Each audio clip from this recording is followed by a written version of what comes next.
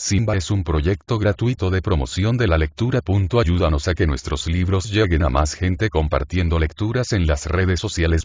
Si puedes y quieres, también puedes hacer una donación para mantener el proyecto y posibilitar que nuestra biblioteca siga creciendo. San Antoñito Tomás Carrasquilla. Cuento. Aguedita Paz era una criatura entregada a Dios y a su santo servicio.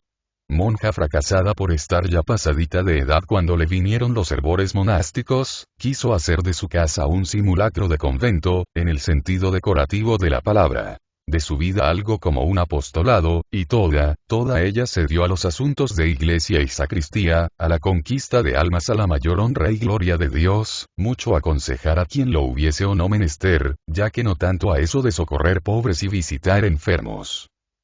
De su casita para la iglesia y de la iglesia para su casita se le iban un día, y otro, entre gestiones y santas intriguillas de fábrica, componendas de altares, remontas y surcidos de la indumentaria eclesiástica, toalés de santos, barrer y exornar todo paraje que se relacionase con el culto. En tales devaneos y campañas llegó a engranarse en íntimas relaciones y compañerismo con Damiancito Rada, mocosuelo muy pobre, muy devoto, y monaguillo mayor en procesiones y ceremonias, en quien vino a cifrar la buena señora un cariño tierno a la vez que extravagante, harto raro por cierto en gentes célibes y devotas. Damiancito era su brazo derecho y su paño de lágrimas. Él la ayudaba en barridos y sacudidas, en el lavatorio y lustre de candelabros e incensarios. Él se pintaba solo para manejar albas y doblar corporales y demás trapos eucarísticos. A su cargo estaba el acarreo de flores, musgos y forrajes para el altar, y era primer ayudante y asesor en los grandes días de repicar recio, cuando se derretía por esos altares mucha cera y esperma, y se colgaban por esos muros y palamentas tantas coronas de flores, tantísimos paramentones de colorines. Sobre tan buenas partes era Damiancito sumamente rezandero y edificante, comulgador insigne, aplicado como él solo dentro y fuera de la escuela, de carácter sumiso, dulzarrón y recatado, enemigo de los juegos estruendosos de la chiquillería, y muy dado a enfrascarse en la monja santa, práctica de amor a Jesucristo y en otros libros no menos piadosos y embelecadores. Prendas tan peregrinas como edificantes fueron poderosas a que Aguedita, merced a sus videncias e inspiraciones, llegase a adivinar en Damián Rada no un curita de misa y olla, sino un doctor de la iglesia, mitrado cuando menos, que en tiempos no muy lejanos había de refulgir cual astro de sabiduría y santidad, para honra y glorificación de Dios. Lo malo de la cosa era la pobreza e infelicidad de los padres del predestinado y la no mucha abundancia de su protectora. Mas no era ella para renunciar a tan sublimes ideales. Esa miseria era la red con que el Patas quería estorbar el vuelo de aquella alma que había de remontarse serena como una palomita, hasta su Dios. Pues no. No lograría el Patas sus intentos.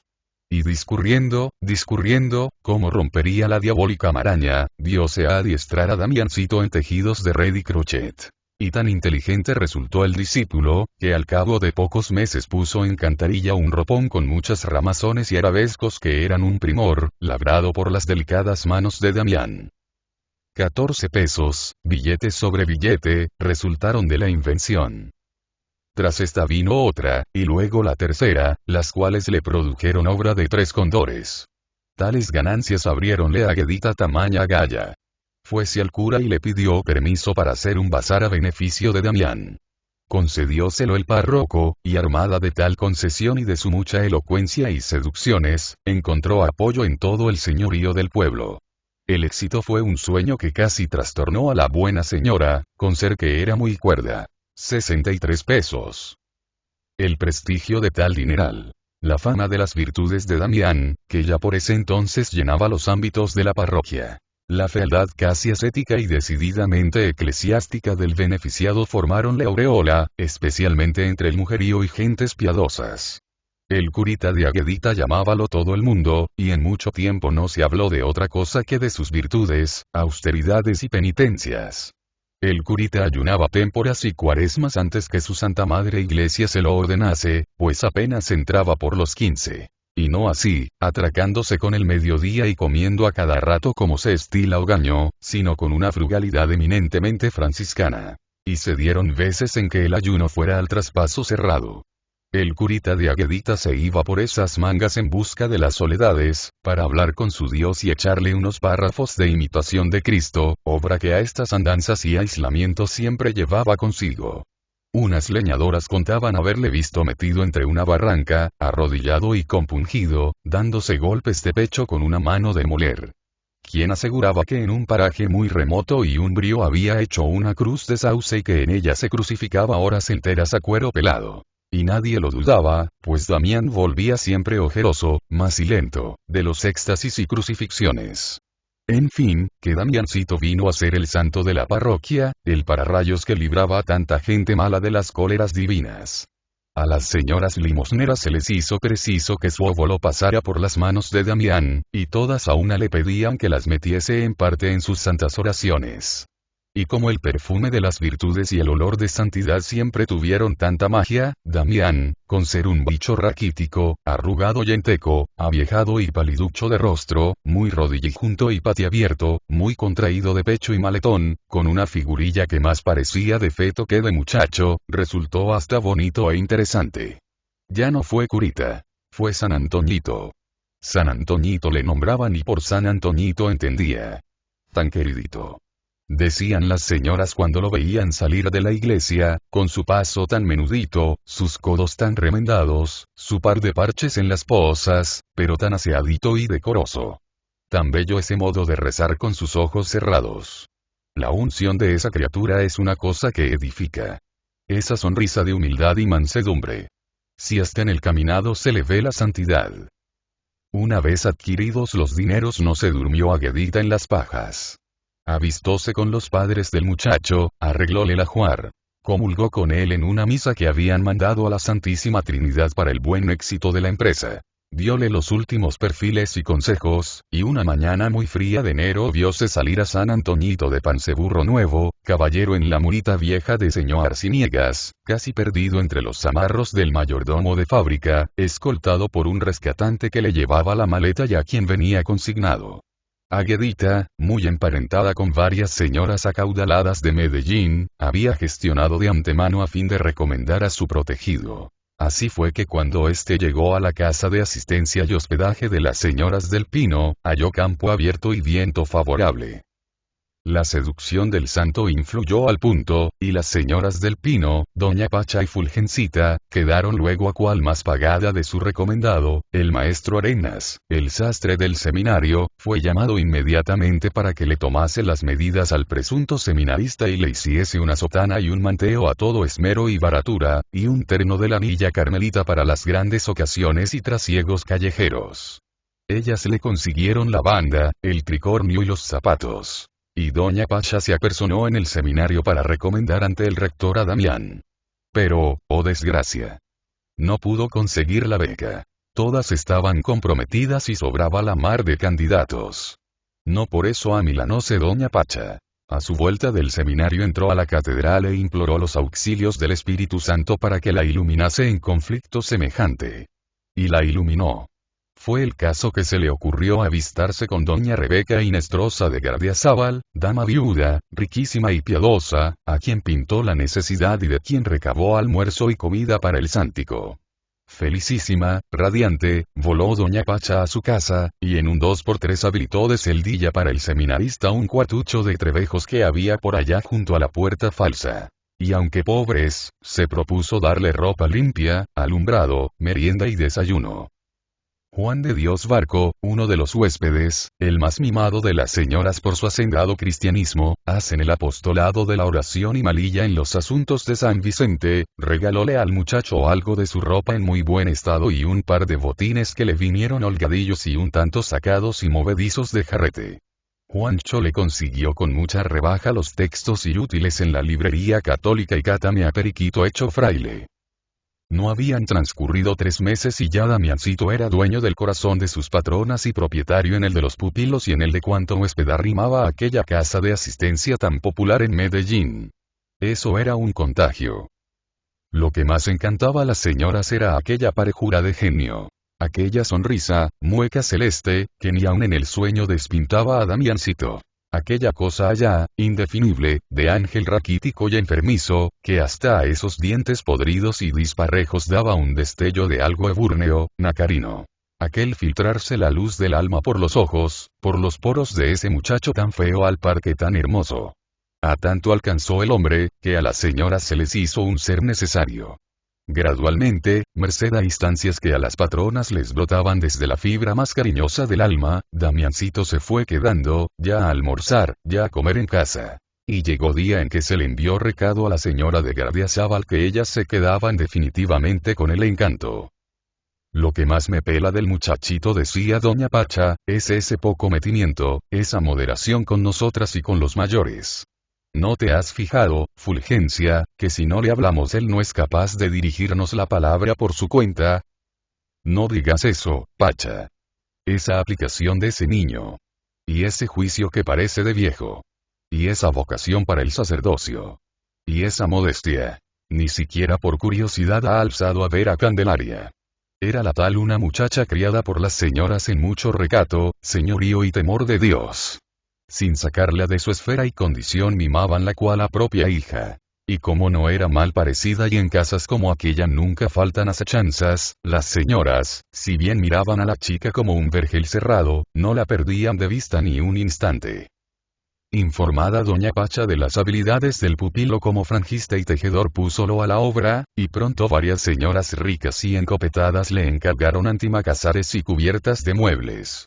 Corrida la noticia por las reclames de Fulgencia se le pidió un cubrecama para una novia En aquello sí vieron las señoras los dedos un ángel. Sobre aquella red sutil e inmaculada, cual telaraña de la gloria, alveaban con sus pétalos ideales manojos de azucenas, y volaban como almas de vírgenes unas mariposas aseñoradas, de una gravedad coqueta y desconocida. No tuvo que intervenir la lavandera. De los dedos milagrosos salió aquel ampo de pureza a velar el lecho de la desposada. Del importe del cubrecama sacóle Juancho un flux de muy buen paño, un calzado hecho sobre medidas y un tiroles de profunda hendidura y ala muy graciosa. Entusiasmada doña Fulgencia con tantísima percha hízole de un retal de blusa mujeril que le quedaba en bandera una corbata de moño, a la que, por su gestión acaso, imprimió la figura arrobadora de las mariposas supradichas. Etéreo como una revelación de los mundos celestiales quedó Damiancito con los atavíos. Y cual si ellos influyesen en los vuelos de su espíritu sacerdotal, iba creciendo al par que en majez ella lanura en las sapiencias y reconditeces de la latinidad. Agachado en su mesita cojitranca vertía del latín al romance y del romance al latín, ahora a Cornelio Nepote y tal cual viaja de Cicerón, ahora a San Juan de la Cruz, cuya serenidad hispánica remansaban unos hiperbatones dignos de Horacio Flaco. Probablemente Damianciato sería con el tiempo un caro número 2. La cabecera de su casta camita era un puro pegote de cromos y medallas, de registros y estampitas, a cual más religioso.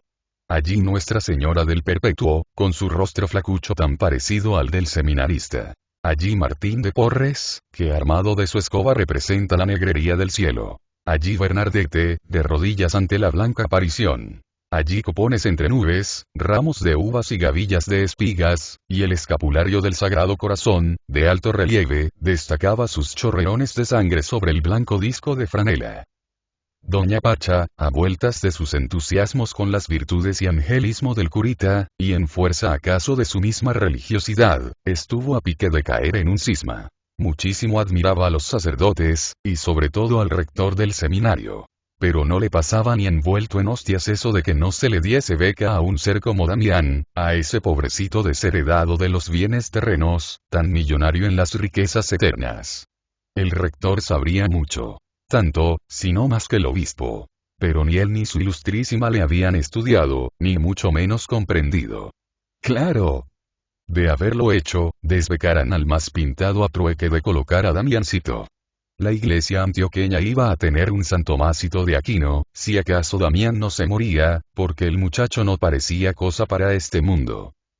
Mientras que doña Pacha fantaseaba sobre las excelsitudes morales de Damián, Fulgencita se daba a mimarle el cuerpo endeble que aprisionaba aquella alma apenas comparable al cubrecama consabido. Chocolate sin harina de lo más concentrado y espumoso. Aquel chocolate con que las hermanas se regodeaban en sus horas de sibaritismo, le era servido en una jícara tamaña como esquilón. Lo más selecto de los comistrajes, las glosuras domingueras con que regalaban a sus comensales iban a dar en raciones frailescas a la tripa del seminarista, que gradualmente se iba anchando. Y para aquella cama que antes fuera dura tarima de costurero, hubo blandicies por colchones y almohadas, y almidonadas blancuras semanales por sábanas y fundas, y flojedades cariñosas por la colcha grabada, de candideces blandas y flecos desmadejados y acariciadores. La madre más tierna no repasa ni revisa los indumentos interiores de su unigénito cual lo hiciera Fulgencita con aquellas camisas, con aquellas medias y con aquella otra pieza que no pueden nombrar las mises. Y aunque la señora era un tanto asquienta y poco amiga de entenderse con ropas ajenas, fuesen limpias o sucias, no le pasó ni remotamente al manejar los trapitos del seminarista ni un ápice de repugnancia. ¿Qué le iba a pasar? Si antes se le antojaba, al manejarlas, que sentía el olor de pureza que deben exhalar los suaves plumones de los ángeles. Famosa dobladora de tabacos, hacía unos largos y aseñorados que eran para que Damiancito los fumase a solas en sus breves instantes de vagar. Doña Pacha, en su misma adhesión al sántico, se alarmaba a menudo con los mimos y ajonjeos de Fulgencia, pareciéndole un tanto sensuales y antiascéticos tales refinamientos y tabaqueos. Pero su hermana le replicaba, sosteniéndole que un niño tan estudioso y consagrado necesitaba muy buen alimento. Que sin salud no podía haber sacerdotes, y que a alma tan sana no podían malearla las insignificancias de unos 4 bocados más sabrosos que la basofia ordinaria y cotidiana, ni mucho menos el humo de un cigarro. Y que así como esa alma se alimentaba de las dulzuras celestiales, también el pobre cuerpo que la envolvía podía gustar algo dulce y sabroso, máxime cuando Damiancito le ofrecía a Dios todos sus goces puros e inocentes. Después del rosario con misterios en que Damián hacía el coro, todo él ojicerrado, todo él recogido, todo estático, de hinojo sobre la áspera estera antioqueña que cubría el suelo. Después de este largo coloquio con el Señor y su Santa Madre, cuando ya las patronas habían despachado sus quehaceres y ocupaciones de prima noche, solía Damián leerles algún libro místico, del padre Faber por lo regular. Y aquella vocecilla gangosa que se desquebrajaba al salir por aquella dentadura desportillada, daba el tono, el acento, el carácter místico de oratoria sagrada. Leyendo Belén, el poema de la Santa Infancia, libro en que Faber puso su corazón, Damián ponía una cara, unos ojos, una mueca que a Fulgencia se le antojaban transfiguración o cosa así. Más de una lágrima se le saltó a la buena señora en esas leyendas. Así pasó el primer año, y, como era de esperarse, el resultado de los exámenes fue estupendo. Y tanto el desconsuelo de las señoras al pensar que Damiancito iba a separárseles durante las vacaciones, que él mismo, motu proprio, determinó no irse a su pueblo y quedarse en la ciudad a fin de repasar los cursos ya hechos y prepararse para los siguientes. Y cumplió el programa con todos sus puntos y comas. Entre textos y encajes, entre redes y cuadernos, rezando a ratos, meditando con frecuencia, pasó los asuetos. Y solo salía a la calle a las diligencias y compras que a las señoras se les ocurrían, y tal cual ves a paseos vespertinos a las afueras más solitarias de la ciudad, y eso porque las señoras a ello le obligaban. Pasó el año siguiente. Pero no pasó sin que antes se acrecentara más y más el prestigio, la sabiduría, la virtud sublime de aquel santo precoz. No pasó tampoco la inquina santa de Doña Pacha al rector del seminario, que cada día les ancochaba la injusticia y el espíritu de favoritismo que aún en los mismos seminarios cundía e imperaba. Como a fines de ese año, a tiempo que los exámenes se terminaban, se les hubiese ocurrido a los padres de Damián venir a visitarlo a Medellín, y como Aguedita estuviera de viaje a los ejercicios de diciembre, concertaron las patronas, previa licencia paterna, que tampoco en esta vez fuese Damián a pasar las vacaciones a su pueblo. Tal resolución les vino a las señoras, no tanto por la falta que Damián iba a hacerles, cuanto y más por la extremada pobreza, por la miseria que revelaban aquellos viejecitos, un par de campesinos de lo más sencillo e inocente, para quienes la manutención de su hijo iba a ser, si bien por pocos días, un gravamen harto pesado y agobiador. Damián, este ser obediente y sometido, a todo dijo amén, con la mansedumbre de un cordero. Y sus padres, después de bendecirle, partieron llorando de reconocimiento a aquellas patronas tan bondadosas y a mi Dios que les había dado aquel hijo. Ellos, unos pobrecitos montañeros, unos ñoes, unos muertos de hambre, taitas de un curita. Ni podían creerlo. Si su divina majestad fuese servida de dejarlos vivir hasta verlo cantar misa o alzar con sus manos la hostia, el cuerpo y sangre de mi Señor Jesucristo. Muy pobrecitos eran, muy infelices. Pero ¿cuánto tenían? La tierrita, la vaca, la media rosa, las 4 matas de la huerta, de todo saldrían, si necesario fuera, a trueque de ver a Damiancito hecho cura. Pues y a Guedita. El cuajo se le ensanchaba de celeste regocijo, la glorificación de Dios le rebullía por dentro al pensar en aquel sacerdote, casi hechura suya. Y la parroquia misma, al sentirse patria de Damián, sentía ya vibrar por sus aires el soplo de la gloria, el hálito de la santidad. Sentíase la Padua chiquita. No cedía doña Pacha en su idea de la beca. Con la tenacidad de las almas bondadosas y fervientes buscaba y buscaba la ocasión. Y la encontró. Ello fue que un día, por allá en los julios siguientes, apareció por la casa, como llovida del cielo y en calidad de huésped, doña Débora Cordobés, señora briosa y espiritual, paisana y próxima parienta del rector del seminario. Saber doña Pacha lo del parentesco y encargar a dona Débora de la intriga, todo fue uno. Prestóse ella con entusiasmo, prometiéndole conseguir del rector cuanto pidiese. Ese mismo día solicitó por el teléfono una entrevista con su ilustre allegado, y al seminario fue a dar a la siguiente mañana. Doña Pacha se quedó atragantándose de Te Deums y Magnificats, hecha una acción de gracias. Corrió Fulgencita a arreglar la maleta y todos los bártulos del curita, no sin chocolear un poquillo por la separación de este niño que era como el respeto y la veneración de la casa. Pasaban horas, y doña Débora no parecía. El que vino fue Damián, con sus libros bajo el brazo, siempre tan parejo y tan sonreído. Doña Pacha quería sorprenderlo con la nueva, reservándosela para cuando todo estuviera definitivamente arreglado, pero Fulgencita no pudo contenerse y le dio algunas puntadas. Y era tal la ternura de esa alma, tanto su reconocimiento, tanta su gratitud a las patronas, que, en medio de su dicha, Fulgencita le notó cierta angustia, tal vez la pena de dejarlas. Como fuese a salir, quiso detenerlo Fulgencita. Pero no le fue dado al pobrecito quedarse, porque tenía que ir a la plaza del mercado a llevar una carta a un arriero, una carta muy interesante para Guedita. El que sale, y doña Débora que entra. Viene inflamada por el calor y el apresuramiento. En cuanto la sienten las del pino se le abocan, la interrogan, quieren sacarle de un tirón la gran noticia. Siéntase doña Débora en un diván exclamando. Déjenme descansar y les cuento. Se le acercan, la rodean, la asedian. No respiran. Medio repuesta un punto, dice la mensajera. Mis queridas. Se las comió el sántico. Hablé con Ulpianito. Hace más de 2 años que no ha vuelto al seminario. Y Ulpianito ni se acordaba de él. Y... imposible. Imposible. Exclaman a dúo las 2 señoras. No ha vuelto y ni un día.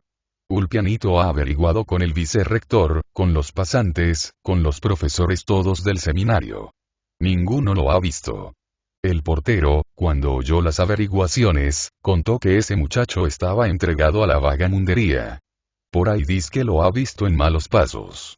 Según cuentas, hasta donde los protestantes dice que ha estado y... esa es una equivocación, misia Débora. Prorrumpe Fulgencita con fuego. Eso es para no darle la beca. Exclama doña Pacha sulfurada.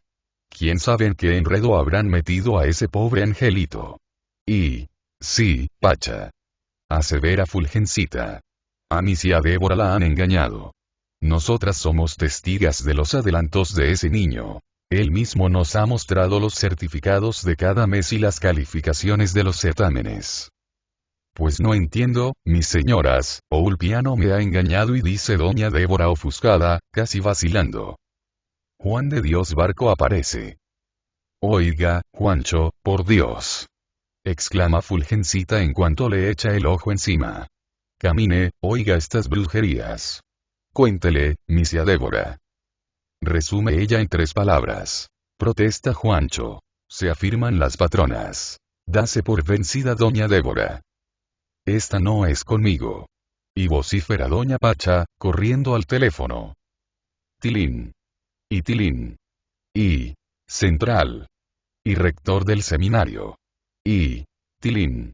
Y Tilín. Y principian. No oye, no entiende. Se enreda, se involucra, se tupe, da la bocina Juancho y escucha temblorosa.